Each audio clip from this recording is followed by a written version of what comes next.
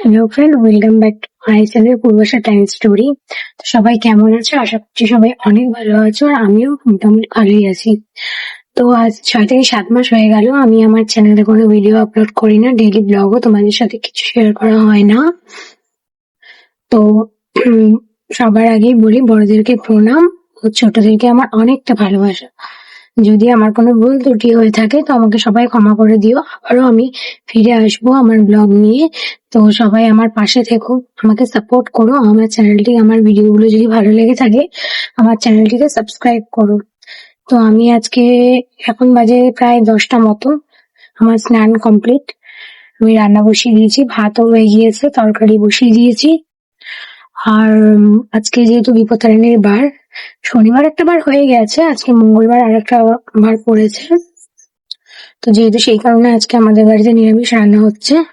তো তোমরা কে কে বিপত্তারিণীর বার করলে অবশ্যই কমেন্ট করো। যেহেতু আমি বিপত্তারিণীর বার করতে পারবো না, এর জন্য করিনি।